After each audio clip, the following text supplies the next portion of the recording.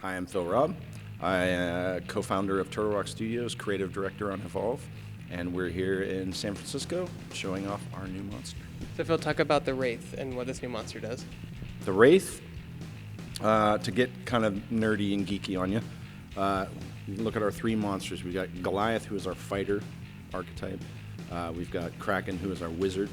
The Wraith is our assassin. She has the least health and the least armor of all the monsters, but what she lacks there, she makes up for in speed, stealth, and sort of mobility.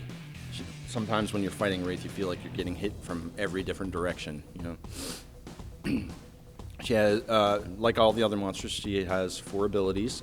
They are the first one is her Warp Blast.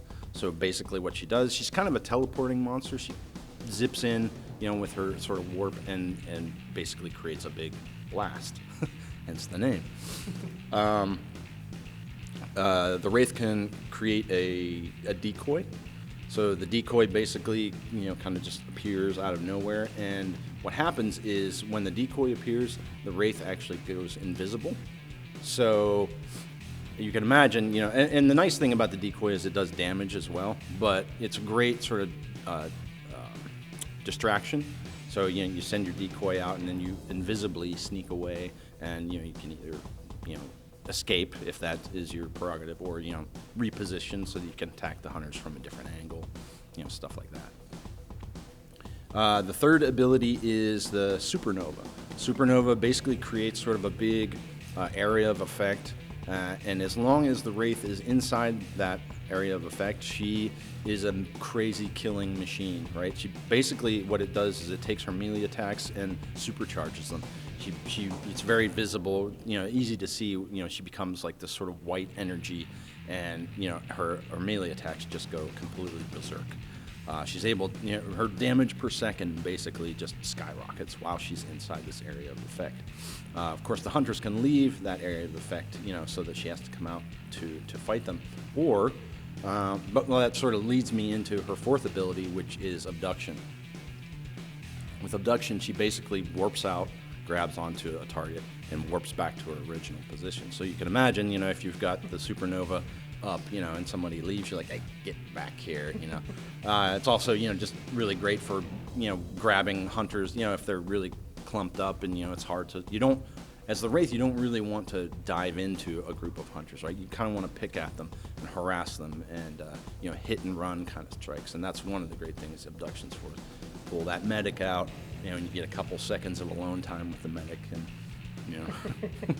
So what are some of the inspirations when you're designing these monsters?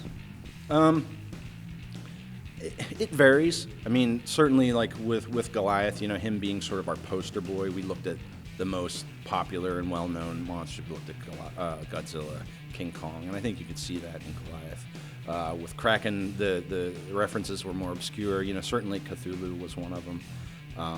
We looked at squids and stuff like that. Squids are just horrible, terrifying things. They're intelligent, they're mean. But with Wraith, we wanted her to kind of be more serpentine. So we looked at cobras, snakes, mermaids. We thought, or those sort of classic, mythological creatures like harpies and sirens. Things that sort of lure you to your doom. And that's a lot of where the inspiration for Wraith came from. Now, you guys not too long ago had the big alpha for Evolve over the weekend. How did that fan feedback and that information help you develop the game further? Well, I mean, yeah, getting the game in the hands of people besides us is always helpful. Even whenever we just have 4 or 5 people come into the office to play for a night, we always learn stuff. There's always something that people do that you never really thought of or that you didn't expect, right? We're super familiar with the game, so we sort of have these patterns that we always do, right? We know exactly how it's supposed to work, and we don't deviate from that. And so when you give it to somebody new, inevitably they're gonna deviate from that sort of well-worn path that we've constructed. So it's always good to see that stuff, because a lot of times those things are confusing. There's always, like, one example is in Big Alpha. We got a lot of feedback from the community that that the unlocks, were a little grindy, a little, kind of brutal. So, that was good information to get. We've since, worked on that a lot.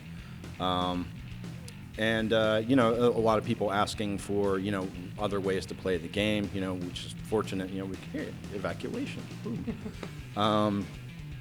It certainly, as a team, it was very good for us to see that, we could run into problems and very quickly sort of jump on them and tackle them. The guys on the team did a really, really great job of just, they worked their butts off, and I think it shows in the final product.